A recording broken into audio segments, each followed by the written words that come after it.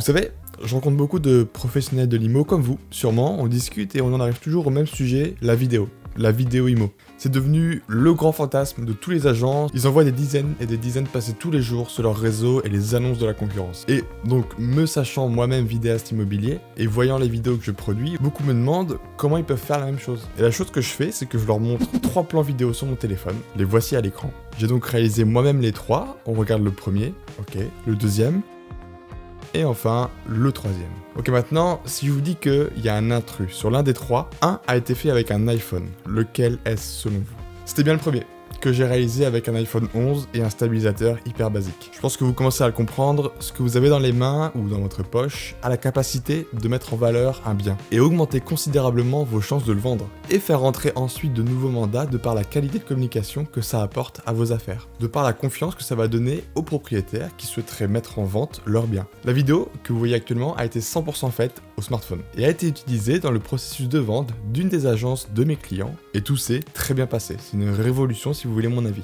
Pour ceux qui sont prêts à comprendre que vous n'avez pas besoin de caméra à 3000 €, je vais vous donner mes 3 meilleures astuces pour filmer un bien avec votre smartphone et un stabilisateur. Le téléphone, vous l'avez, et ce stabilisateur, lui, coûte 900 €, mais vous avez des versions un peu moins élaborées qui coûtent moins de 50 € et qui ouvrent déjà une très grande possibilité de mouvement. Je vous mets des recommandations en description. Si vous appliquez ces 3 astuces, vos vidéos pourront ressembler à ça. Numéro 1, le plus important selon mon expertise, ne cherchez pas la perfection, racontez plutôt une histoire. Alors c'est un conseil très basique mais laissez-moi vous convaincre. Imaginez que vous êtes un acheteur potentiel, un bien semble vous intéresser et vous décidez de regarder la vidéo en question qui a été produite. Mais devant vous défile une série de plans désordonnés, alors ils sont très beaux, ils sont très bien réalisés, mais impossible pour eux de savoir où est-ce qu'ils se trouvent.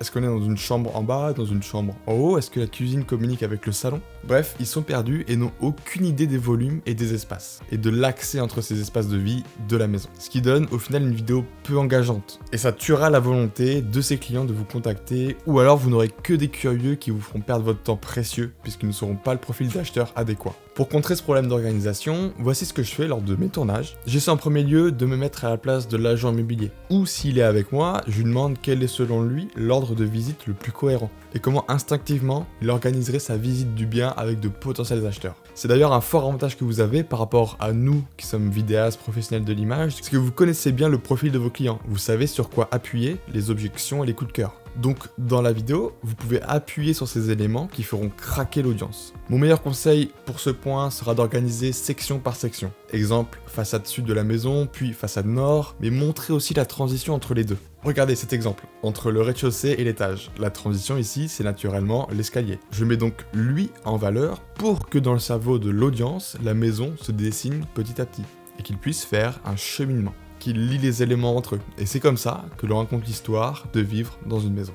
Même si je viens de vous dire qu'une image parfaite n'est pas le plus important, il y a une limite que je dois vous montrer. C'est le deuxième point. Beaucoup d'agents qui se lancent en vidéo vont faire de leur mieux, mais avec tous les efforts qu'ils font, ça va ressembler à ça. Mon conseil, c'est que pour vos premières vidéos, n'essayez pas de faire des déplacements comme moi ou comme d'autres confrères que vous pouvez voir sur les réseaux. Restez sur les mouvements lents et sur place. Vous allez donc bouger uniquement le haut de votre corps et vos bras. Parce que dès que vous allez essayer de marcher, à moins d'avoir de l'entraînement, on va ressentir vos pas sur la vidéo, ça va se voir. C'est très compliqué de maîtriser la marche du vidéaste, ce qui fait que la ligne de vidéo est droite et on ne voit pas vos pas en faisant des hauts et des bas à l'image. Mais voici pour vous une liste simple de mouvements que vous pouvez réaliser dès votre prochain tournage. Le gauche-droite, rien à expliquer. Le fameux parallaxe, c'est tout simplement réaliser un arc de cercle autour du sujet. Le léger travelling avant, sans marcher, donc en avançant lentement son bras. Attention à éviter le plus possible, c'est le pivot sur soi-même, le 360 degrés. Ça fait très mal aux yeux de voir ça, c'est un signe d'amateur et c'est le mouvement que tous ceux qui commencent font et qu'aucun vidéaste ne fait. Il n'y a rien de pire que de voir une vidéo où vos yeux doivent constamment se réaligner parce que la vidéo fait un 360 degrés, c'est pas possible. La dernière chose que je vous conseille de maîtriser pour que votre vidéo soit la plus réussie possible, c'est le cadrage. Encore une fois, quand j'échange avec beaucoup d'agents, beaucoup d'entre eux me disent qu'ils entendent plein de conseils et de super astuces venant de leur réseau et de autres collègues professionnels pour faire des vidéos qui sont trop belles, etc. Mais le truc qui leur manque, c'est la base, c'est je filme quoi? Je suis en face de ma pièce, je suis en face de ma façade, je filme quoi? Je filme comment? Qu'est-ce que je montre? Alors ça, c'est un sujet vaste qui mériterait plusieurs vidéos, mais concrètement, voici comment cadrer parfaitement une suite parentale. C'est un exemple assez classique, les principes marchent avec n'importe quelle pièce, mais on va se concentrer sur une suite parentale pour l'instant. Première chose, une bonne hauteur. Mettez-vous à 1,50 m du sol, soit penché en avant ou alors mettez-vous si vous pouvez le faire sur les genoux. Ça je le dis, mais c'est déjà assez répandu chez les agents. Ensuite, ayez un sujet central ou un sujet principal. Là en l'occurrence ce serait le lit. Mais ça peut être un canapé, une table, peu importe. Celui-là doit être au centre d'une image pour attirer l'œil de l'audience directement dessus et ne pas les perdre. Enfin, et c'est le plus important, des lignes qui soient droites. Des angles de mur, des meubles qui soient perpendiculaires au sol. C'est l'utilité du stabilisateur, vous effacerez le risque humain et de cette manière vous aurez un cadrage parfait.